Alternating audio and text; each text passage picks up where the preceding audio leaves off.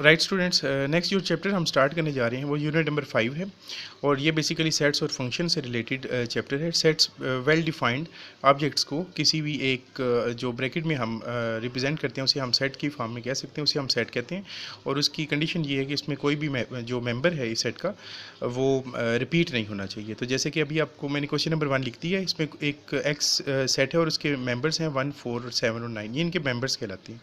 और इसी तरह वाई में आपको 2, 4, 5 और 9 मेंबर्स जो हैं फॉर्म में नज़र आ रहे होंगे। तो उसने फर्स्ट पार्ट मैंने लिख दिया, कहता है कि एक्स यूनियन वाई फाइंड करना है हमने 5.1 एक्सरसाइज का। पेज नंबर 87 पे ये क्वेश्चन आपको नज़र आ जाएगा, बुक आपके पास होनी चाहिए। तो सबसे पहले यूनियन से मुराद क्या है, ऑफकोर्स जब हम इसको सॉल्व करेंगे तो तभी आपको पता चलेगा। तो एक्स यूनियन वाई है ना, तो पहले आप एक्स के मेंबर्स लिख लें।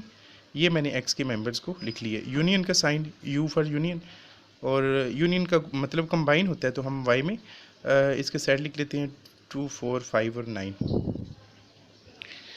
और स्टूडेंट्स, यूनियन का मतलब होता है कि आपने इनमें से जो कॉमन नंबर्स हैं या कॉमन एलिमेंट्स हैं वो भी लिखने हैं और जो अनकॉमन है वो भी लिखने हैं। जैसे ये 1 इसमें आपको नज़र आ रहा होगा, यहाँ पे 1 नहीं है, इसको भी आपने यहाँ पे लिखना है।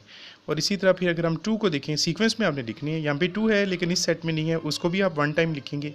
ये 4 दोनों में कॉमन आ रहा है, अगर आप गौर करें तो 4 इस सेट में भी है, एक्स वाले में भी है, वाई में है, तो इसको आपने 1 टाइम लिखना है।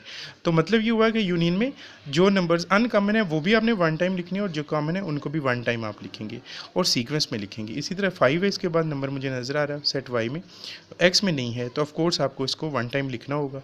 फिर 7 है, ये भी अनकॉमन है, ये भी आपको यहाँ पे लिखना है।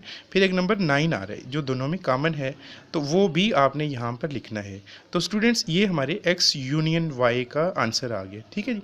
तो इस तरह हम यूनियन फाइंड करते हैं। तो यूनियन के मेथड को आपने याद रखना है कि कॉमन वेक्टर्स को भी आपने 1 टाइम लिखना है और अनकॉमन को भी लिखना है, ठीक है। मेरी वर्डिंग को आप समझ लीजिएगा और याद रखिएगा।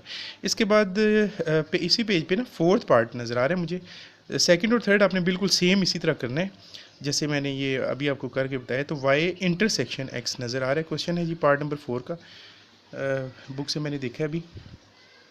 पहले आप वाई के मेंबर्स लिख लेंगे 2, 4 and 5, 9, while the intersection of x, x के मेंबर्स हैं 1, 4, 7 और 9।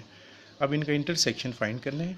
ये जो यूनियन के आप समझ लीजिए उलट साइन है ना, इसको इंटरसेक्शन ही कहते हैं, तो ये इंटरसेक्शन को रिप्रेजेंट कर रहे हैं। तो यहाँ पे इंटरसेक्शन का मीनिंग ये है कि कॉमन दोनों सेट्स में जो कॉमन हैं नंबर्स हैं, एलिमेंट्स हैं, वो आप लिखेंगे। तो आप देख रहे होंगे कि एक नंबर 4 है जो दोनों सेट्स में प्रेजेंट है, तो आप 4 लिखेंगे।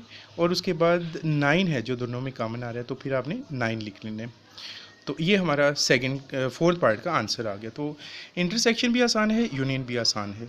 इंटरसेक्शन में जस्ट कॉमन लिखने होते हैं और इंटरसेक्शन में आपने सिर्फ कॉमन भी लिखने हैं और अनकॉमन भी एक दफ़ा लिखने हैं। तो स्टूडेंट्स, ये क्वेश्चन नंबर 1 आपका कंप्लीट हो गया। इसका पार्ट नंबर 2 और जो 3 है वो आपने इसी तरह बिल्कुल सेम इसी मेथड से होमवर्क में करना होगा।